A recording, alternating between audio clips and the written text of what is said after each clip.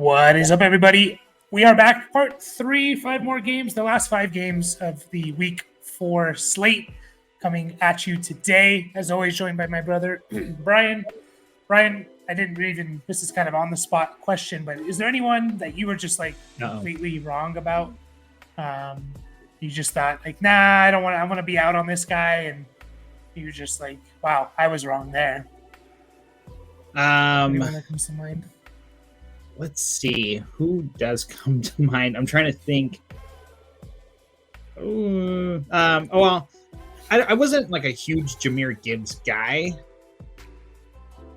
You know what? I'd say probably ETN. Honestly, like I wasn't in on him, and he's been really good. Like I was gonna say about the Jahmyr Gibbs thing. I was gonna say it's like I wasn't taking him in the 3rd round.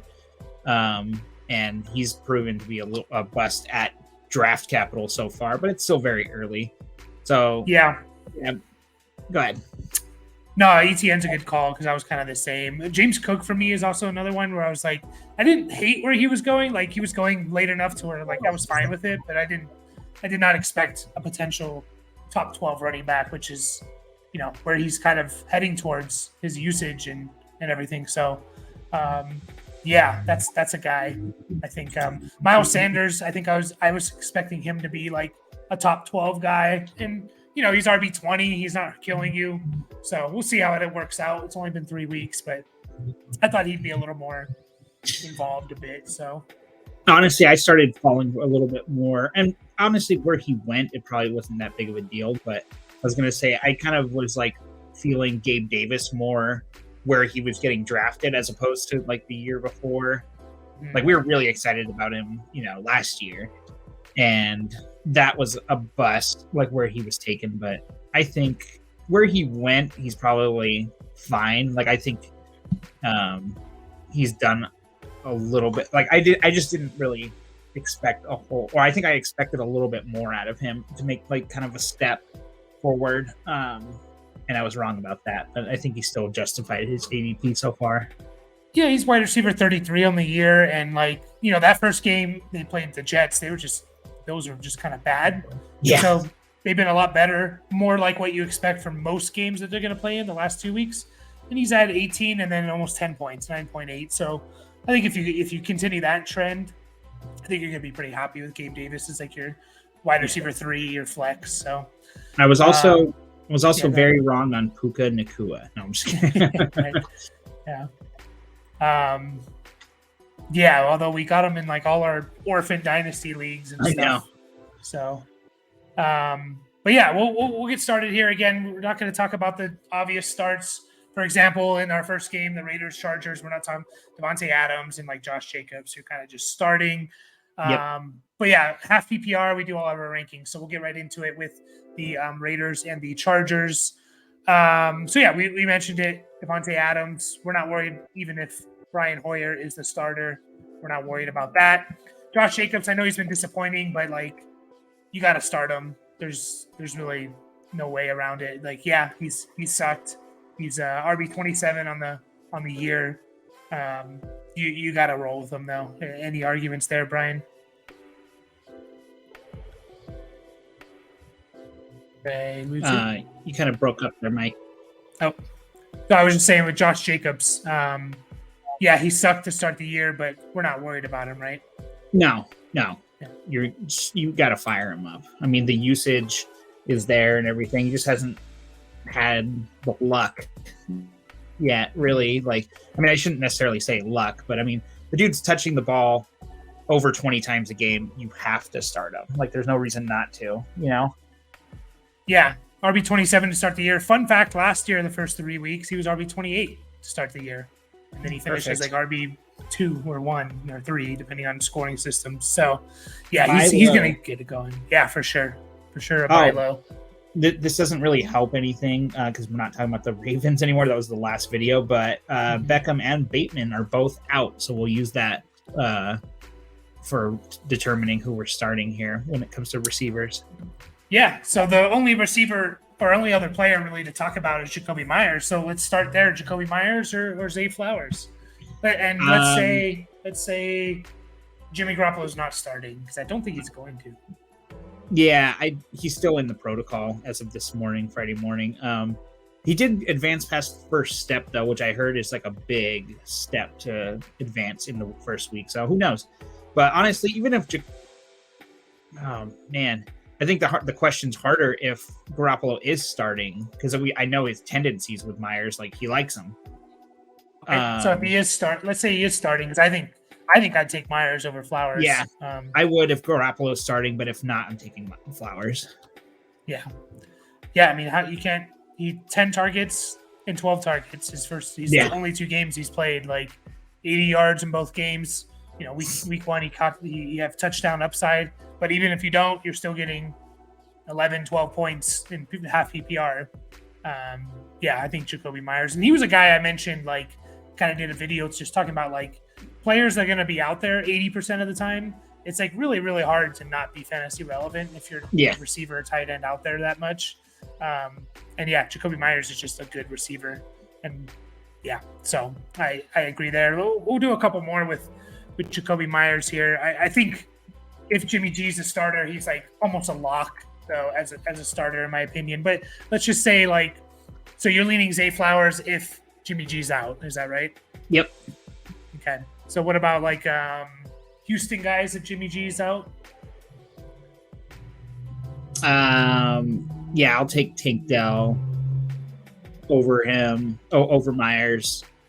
I'll take Nico Collins over Myers if Jimmy's out also. I just don't know what the hell Brian Hoyer's going to do. You know, you've probably seen him actually play at some point. The guy's been around forever. Yeah, and it wasn't that impressive, you know. So I would hope they just play Aiden McConnell, but Terry McLaurin or Myers if Hoyer's out. Yeah, so all of these are assuming Jimmy's out, right? Oh man, I'd still start Jacoby Myers because me too. You know, he's going to be schemed like the coaching offense. You know, it's not all the quarterback's preference, like who they're throwing to. It's the coaching offense too, like, you know, designing like how what these guys are doing out there. So Myers over Washington. Yeah, and it's not like a complete pumpkin going out there like Zach Wilson or the backup for the Bengals who's thrown like one pass in 4 years, like Jake Browning. So like, again, professional quarterback, he can do something. He can get to 200 yards or something. So, but I think if Jimmy G starts, it's almost there's no question here. You're starting Myers. Yep. And then on the Chargers side, no one else on the Raiders really start. On the Chargers side, you're starting Herbert, Keenan Allen, Eckler if he plays. You're not starting any other running back if Eckler doesn't play. I don't care if the matchup's good or not. Gerald Everett, we talked about a lot. We'll just not get him out of the way. We kind of like him as like a streamer this week. You know, we don't want to drop if we have like a Pat Freiermuth or something or a Kyle Pitts. We're not dropping those guys for him. But like if you happen to roster 2, then fine. Like Gerald Everett or Jake Ferguson. We haven't really talked about that. Jake Ferguson against the Cowboys, Patriots. Yeah, I'll go with Gerald Everett there. I mean, I think his role, even if it stays the same, I'm okay with that. You know, like he's trusted by Herbert. You know, so why not Gerald Everett? Similar guys, and I think you're just going with probably better matchup, better offense. Maybe similar offense, but definitely a better matchup. All right, and Higbee or Everett before we move on. I'll stick with Everett. Yeah, I think I agree there. But yeah, the big question is, what do we do with Josh Paul? Let's start with Quentin Johnston. Actually, do you want to just not start him? You want to wait and see, right? I would assume. Oh yeah. I'm not starting him at anywhere, honestly. Like if I can avoid it, if I miss out on one good game from him, it's like, okay, cool. I need to see a guy play more than 25% of the snaps, you know. Obviously I think that's going to happen this week, but I don't know. Like I think he's a great stash. Yeah, I think he's just kind of not quite there yet, which is why Joshua Palmer was considered the wide receiver 3 on this team.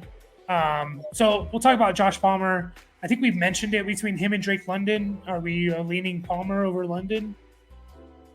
In London? I would, because I think Palmer's a lock for like 8 targets at least. Like, I mean, I looked a lot at him when we was doing waiver wire bids. You know, I looked a lot at him last year because I remember like he played a lot when Keenan Allen or Mike Williams were out. You know, like he was, you know, playing 80 plus, more like 90+% of the snaps. It's like, yeah, you need to play a guy like that with Herbert throwing him the ball.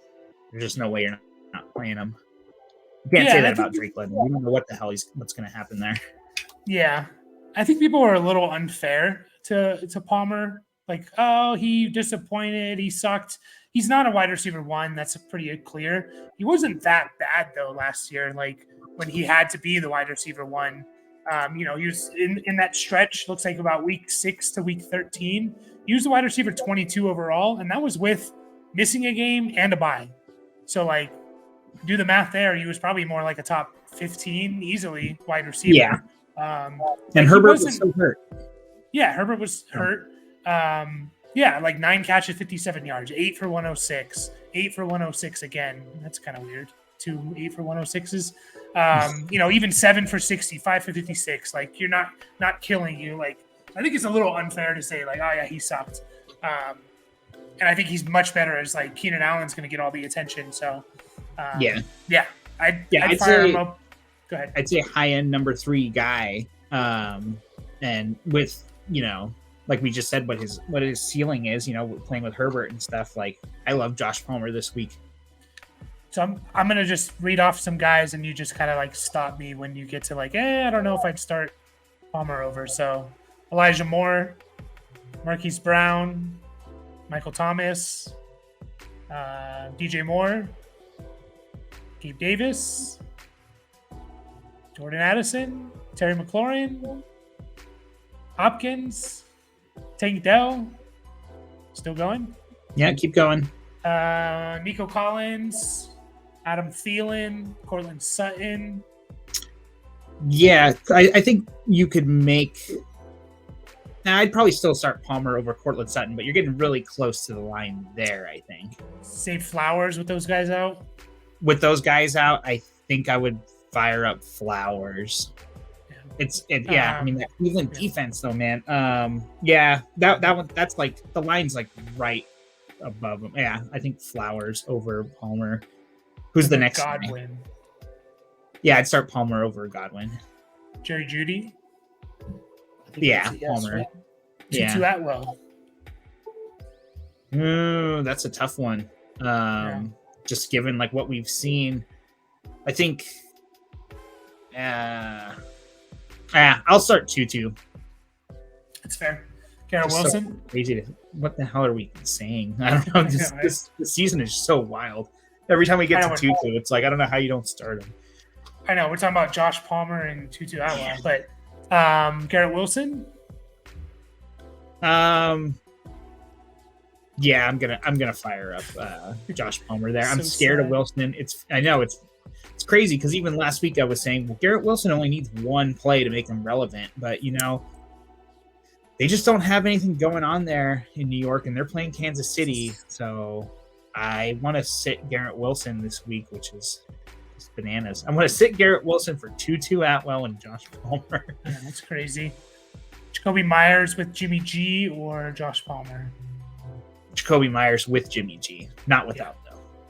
What about Christian Kirk? I think that's an interesting one too. I'll start Kirk. That is an interesting one. I was a little knee jerky there. So if Zay Jones is out, I'll start Kirk. Okay. But yeah, so that's close too. He's almost like a top 24 guy. Like I think after that we're probably starting all these other guys over him. So, but yeah, he's three wide receivers. He's definitely in. Yeah, he's definitely. But that's it with that game. So we'll move on to the Patriots and the Cowboys. We got starting with the over under is 43. Cowboys are favored by 6.5. I don't know, with the Patriots, like, to me, it's Ramondre and Hunter Henry still. I still want to fire up Hunter Henry. You're going to get weeks like you did last week, but he's still going to be very involved with this team. I think he's going to be a top 5 tight end. So, are you worried? Are you starting Henry, assuming you don't have one of the top guys? Yeah, of course. I can't argue with that. Yeah. Yep. And then Ramondre, I think we still got to start him again. Like he's out there over 70% of the time. Like he's getting 15 carries and 4 or 5 targets. Like, you good with Ramondre? Yeah, I don't think you have to worry about. I don't think you have to worry about Ramondre.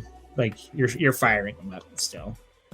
I think he's an interesting buy low, and you can kind of wait even this week against the Cowboys. He's had a really, really tough schedule for playing the Eagles. Dolphins, not so much, but Jets and Eagles in the first 3 weeks, tough defenses. Playing the Cowboys and Saints the next 2 weeks, 2 tough defenses against the run. I think Ramondre is like a super buy low, especially after the next 2 weeks. So if he doesn't go off, because then he gets the Raiders, Bills, okay. Dolphins again, Commanders, Colts, Giants, Chargers. He gets a nice run of defenses after. Yeah, a tough, but he really becomes like he's game script proof. Because he's so involved in the passing game. Mm-hmm. Like he's gonna be out there no matter what, and he can beat you multiple ways. I might have a hard time buying low in our league because you have them. So I don't know if that's going to work out there. But Probably not. I mean, you can buy high if you want. That's for sure. Right. But yeah, no one else on this Patriots team. Just avoid it. And then the Cowboys are, well, I guess Dak is a big one to talk about. So we'll get to Dak here. He's been a little disappointing, I would say. Like week 1, he didn't have to do anything, which hurts his overall score. But week 2, he was fine. Week 3, he didn't kill you. 15.4 points and 4-point passing touchdown. So I got him. Well, sorry, I'm looking at 6 point in our league. I was going to say I got him at 27 points in week 2. I think it was a really good week for quarterbacks or something because I think he was still kind of low ranked. It was really good. Yeah, for quarterbacks. But I mean, yeah, again, not killing you. Not helping you last week. No one predicted that though, so I don't know what the hell to think of that. But yeah, so then like, are you doing? It's tough because like Goff and Love already played. Those are like 2 big guys that you could talk about it. So like Dak or Russell Wilson, do you have both of them? That's a good one. We'll start Russ, just because of the matchup. Yeah. So then him or Brock Purdy, Dak or Brock Purdy. Well, I don't know. I'm kind of scared of Arizona now, so I don't feel so good for Brock Purdy this week. No, that's not true. I think. Oh, that's tough. I think Brock Purdy. Yeah, I feel like I'm kind of leaning that way, but I think I'd still fire up Dak. Like, I don't know. I like to ride the roller coaster. We know what Purdy is, and he's old reliable, man. So it's a tough one, but I think I'm still firing up Dak because I'm stubborn. Yeah, I think for me, is a lot of it's the matchups. Like you get Arizona, who should be a good matchup, but we'll see, and then you get New England, like notoriously tough defense. That's kind of like the tiebreaker for me. Patriots are 5th best against quarterbacks to start the year, but they played Zach Wilson in one of those, so keep that in mind. Yeah, so that's not fair. Yeah. Well, that's actually is fair though, because they played against Hurts and Tua in the other 2 teams. So exactly, it like balances out, right? There. Yeah. So, but yeah, I think everyone out. Like you're starting CD, you're starting Pollard, Ferguson. Again, if you have 2 tight ends, like if you have Everett and Ferguson, I'm gonna lean Everett. If you have Ferguson and Higbee. I'd probably lean Higbee just because he's going to be out there more. I don't know if you agree with that. Yeah, I think it's kind of a toss-up. I'll start Higbee. What if you drafted Njoku and you picked up Ferguson along the way? Who are you starting? Yeah, I think I might even just drop Njoku. Yeah. And then just start Jake Ferguson. It's like, what's the difference, Like, we know Jake Ferguson gets red zone targets, so... I agree with you. And then CeeDee Lamb to start. You're not starting Cooks or Gallup, so that's done with that game. So we'll move on. Stash Rico Dowdle. For sure. Like if Pollard gets hurt, just think about people are going to be spending, 100 fab on Rico Dowdle. So especially if Pollard goes out for the season, you'll spend everything on him. So, which I'm slightly concerned about because how they're using Pollard is just like running him up the middle and giving him 20 carries. I'm like, man, I don't want to see this. Like, give him into space and give him 15 carries and 5 catches, not 20 carries up the middle.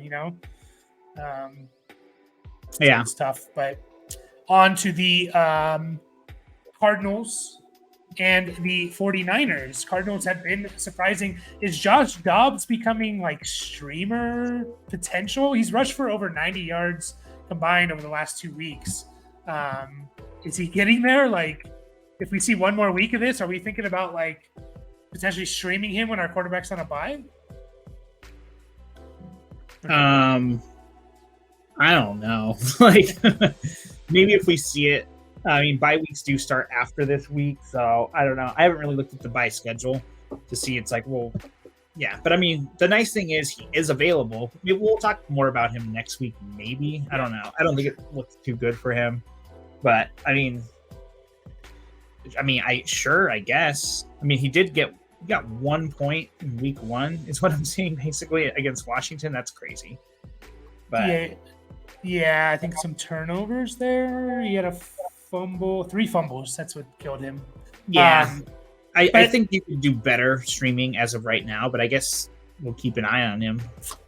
Yeah, maybe. But I mean, like, if you look at it, like, over the last, again, 90 rushing yards over the last 2 weeks. So he was QB5 in week 2, and looks like he was like QB like 15 in week 3. So, if he's going to get 200 yards and 40 yards rushing and hopefully a touchdown, what are we looking at there? You're looking at close to 18 points and 6 point per passing touchdown. So he was better than Dak in both those weeks. And one of those weeks he played Dak. So yeah, but I agree. It's kind of like, let's see it this week and we'll get to that when it's important next week. James Conner, we talked about it. I think he's matchup proof. Like everyone was, I think I benched him in I have him in a couple leagues. I think I benched him in one of them because of that, and I was, kind of bummed about it because he looks good too, man. Like he's good when he plays. He's really good. He's just really damn good. Yeah. And then Marquise Brown's the only wide receiver to talk about. Like, we're kind of low on him, I'd say, because of the 49ers. This team just could get wrecked. But we thought that last week. Football's weird, but. Brian, if you're looking at the same list as I am, like anyone that jumps out to you that's slightly ahead of Marquise Brown, that you'd be like, no, I'd start over him. And we're talking guys like the Houston guys, Hopkins, McLaurin, Addison, Gabe Davis, DJ Moore, Michael Thomas. Like, are we comfortable? No, I would actually, I would push him down the list a little bit. I'd start him over Drake London. I'm just looking at the guys below him. Yeah. I think he's kind of right where he should be, more or less. Like, probably like a high end ish flex, or maybe not even high end flex, just a solid flex. Yeah, so you do Elijah Moore over Marquise Brown. I think I'd go Elijah Moore actually. Like, I kind of like we talked about him. I like his involvement, so Elijah Moore. And if Marquise Brown is hurt or he has an injury, if he misses it, the game, are we thinking about Rondale Moore or no? No, not really. It's sad too because I felt like Rondale Moore was pretty good last year for what he was. Like, he was a PPR guy for sure. I feel like last year when he was playing, but they're using him like they gave him 5 carries.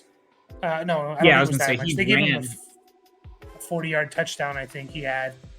He had a big touchdown. Mm-hmm. So, you're not going to get 54 yards on 3 carries more often than not. But wide receivers usually average like 8 to 10 yards per carry because it's usually kind of trick plays and stuff. So even if you average 8 yards, like there's it's 3 carries, 24. Yeah, you're not starting. I can't talk myself into starting. Yeah. So. And Zach Ertz, like he's kind of the Hunter Henry thing. Like you probably haven't benefited from Zach Ertz this year because you didn't start him the first 2 weeks, and then you start him week 3 and he kind of sucks. So any interest in Zach Ertz?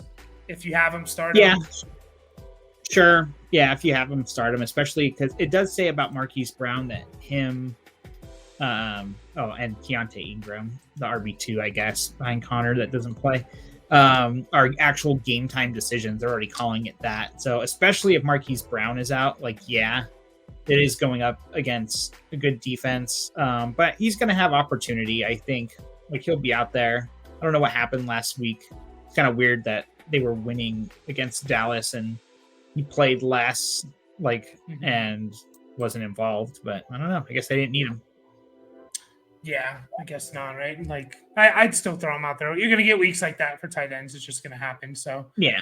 But yeah, I think that's it for the Cardinals. I think the 49ers are super easy. Like, you're starting everyone, even if they're all out there. Yeah, I think Deebo's potentially going to miss, but yeah, we're starting all those guys. So fire them all up, which is the Niners, I think, are like the easiest team in the NFL. They're probably not all going to hit if they're all healthy, but you still got to start them all because you just don't know who's not going to hit. So, but yeah, on to we talked about Purdy a lot, but like I'd start Purdy over Dak. A couple of the guys that you're. What about like Purdy or Geno Smith? I think that's maybe a good one we haven't talked about. I'll start Purdy there. Yeah. Yeah. I don't know. That Giants defense does look pretty bad. So that's always. Let's see where they're at against QBs. They're middle of the road. Yeah, that's a tough one. That's really like a tough one, actually. I don't really know what I would do.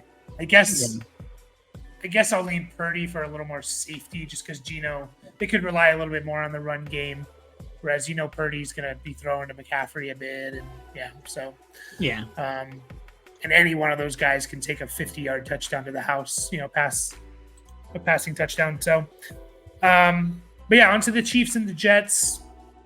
You're starting Mahomes, you're starting Kelsey, probably starting Pacheco, given the landscape of the running backs again. We talked about him a few times, but we like him, I think, over like Brian Robinson. Did we say like Pacheco versus guys like Rashad White or Jerome Ford, who should get more carries, but have worse matchups and are on worse? Well,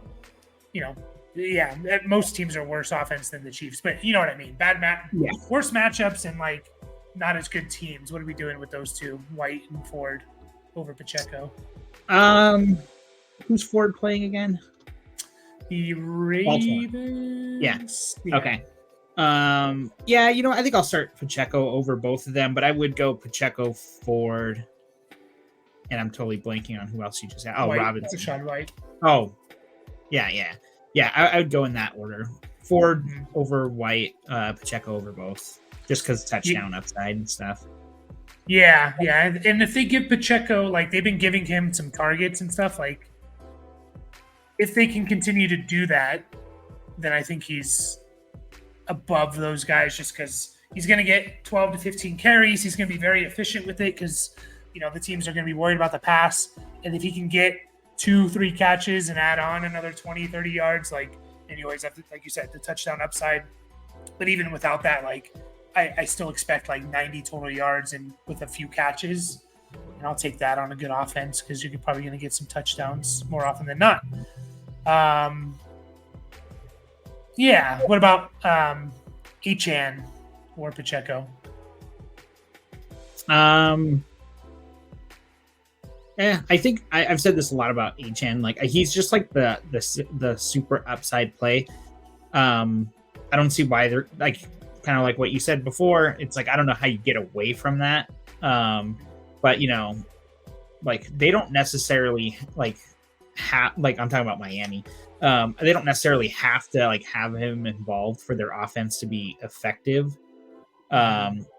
So that's kind of a tough one. I think upside is Achan, and Pacheco is the safer floor until we see you at least one more week.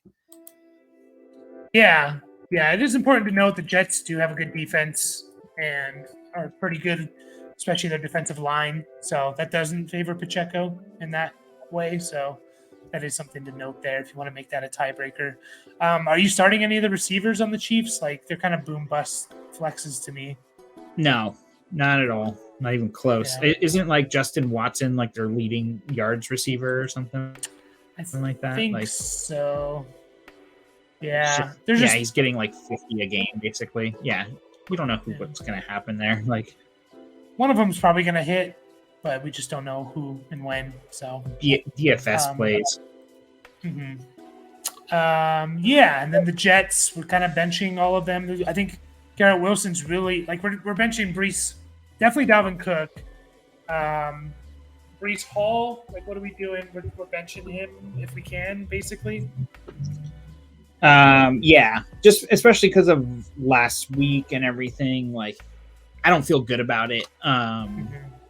Get away from him. Even though I said the same thing about Garrett Wilson as I did Breece Hall last week. It's like they only need one play to like rip it off, but it's like the Chiefs' defense has been for real, and the offensive line is just terrible. They can't.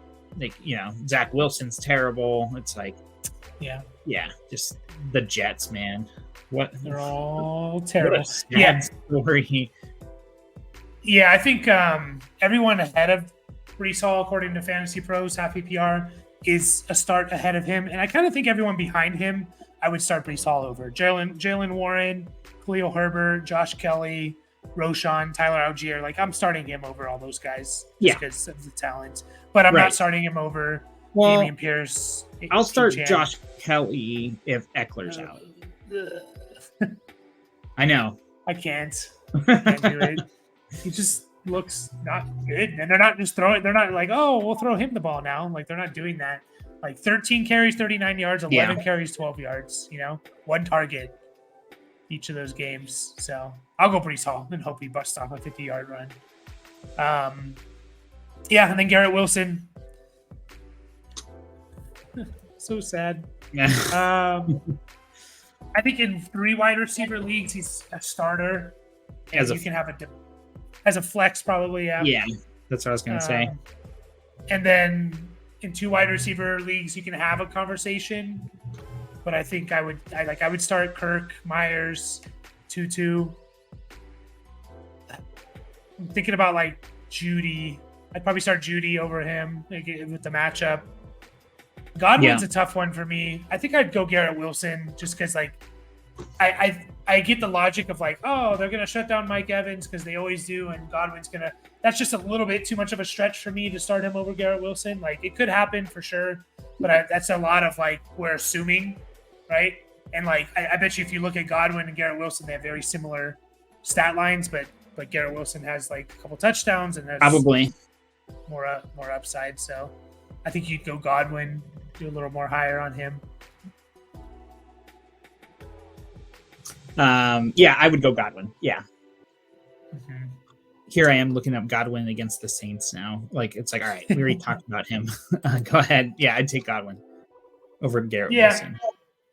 Yeah, and I get it. If you think Mike Evans is going to get shut down, so it's just a little bit too much of a stretch for me. But yeah, like I'll start Sutton, probably Thielen over Garrett Wilson, which is crazy to say. We talked about it a lot. So definitely Thielen. Which weird. Yeah, it is. So on to our last game, I guess, right? Yes. Seahawks Giants. Seahawks Giants. This could be an interesting game. Monday night, I believe. Yep. Seahawks are favored by 1, over unders 47. I think I missed that on a couple of those games. But anyways, Geno, like, I think we talked about it. Like, we'd go maybe Purdy over Geno, kind of a coin flip there. What about Russell Wilson or Geno? Russell Wilson, given the matchup. I like the matchup for Russ this week. Mm-hmm.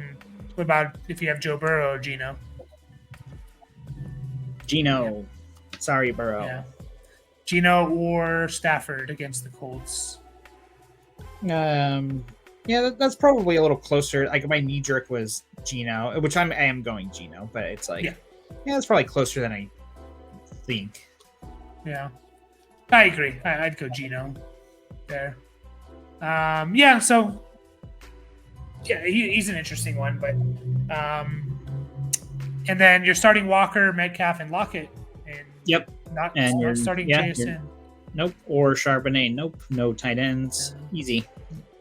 Although Noah Fant, good, decent couple weeks. Noah Fant is, if he played in week 1, he would, I think, be a top 12 tight end, given what his average is of 6.9 half PPR points, which is right there with right above George Kittle at tight end 7. So you know what? He's actually been okay.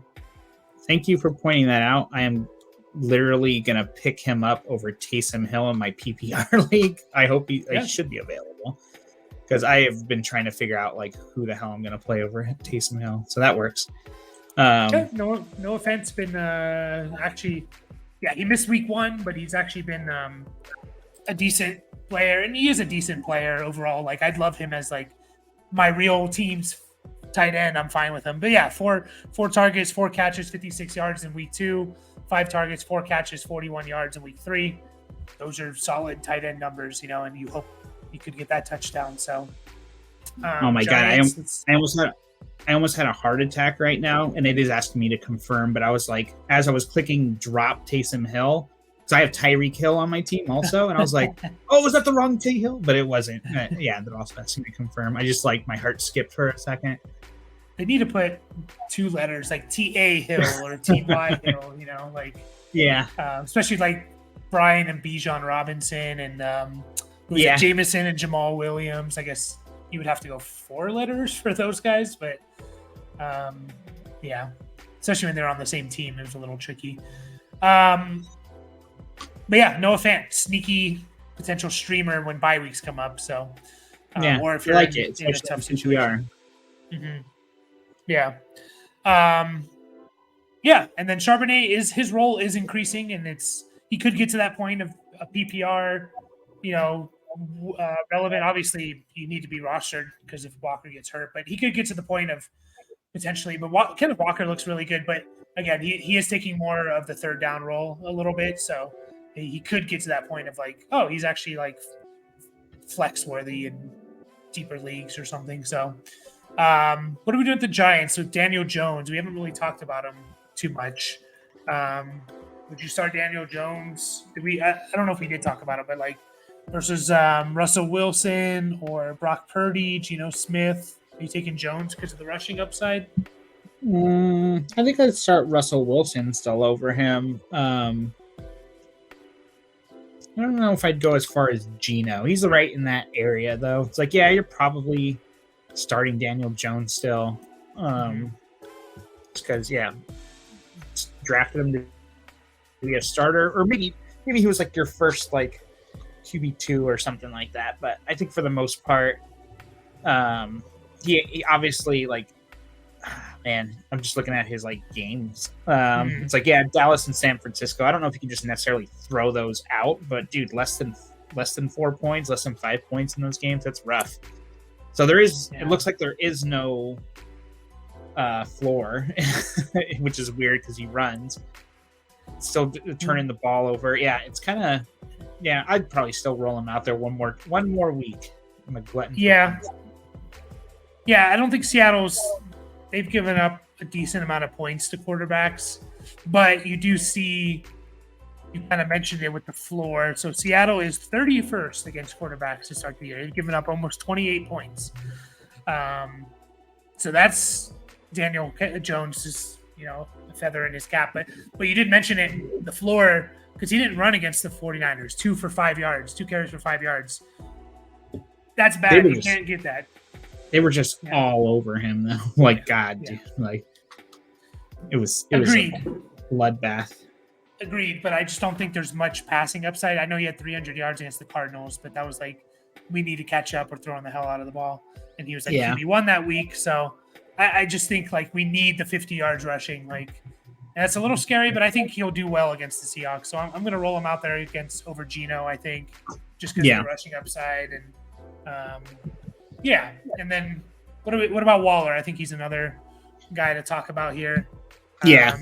Honestly, I like him as a buy low. I can't remember if that was this video or the last that we talked about buy lows. I think he's a good one to target, honestly, at the tight end position. I mean, he's getting targeted, and he's playing the snaps. You know, he didn't as much in week 1. It was only 54% of snaps, but, 82 and 90% the last few weeks, 7, 8 targets.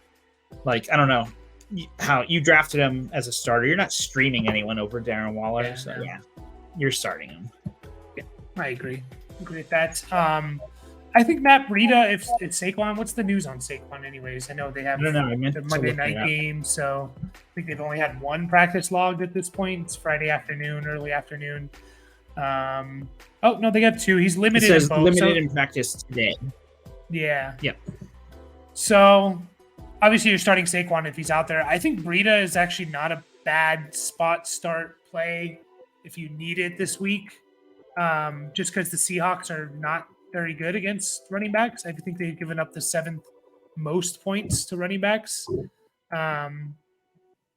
To start the year, they are ranked 28th worst. So I think like if you're super desperate, you need a spot start. He's not a bad option because he was out there like 80% of the snaps. If you could get him and you have Saquon, so you don't have to make that decision, you just play whichever one starts. That would be great. But for the most part, I don't want to start Matt Breida. No, but it is rough. It's rough out there with running back. So that's the only reason why I was saying like spot start this week. Yeah. None of the receivers, although keep an eye on Wan'Dale Robinson. I was a little upset that someone picked him up in our redraft league because my first target was Palmer, and then it was going to be Wan'Dale, and I don't know why I didn't put another bid in. I don't know what I was thinking, but because again, he flashed last year. Could be a good player. Just keep an eye on him. So I think that's it, Brian. Anything else you got to say? We finally wrap this up. No, I think that's it. That's it. We'll be back next week. Well, we'll be back later this week, recapping it, and then we'll be back. We got bye week, so make this a little easier for us. But as always, you can leave your comments and start, sit, trade, questions, whatever you want in the comments, and we will catch you guys all next time.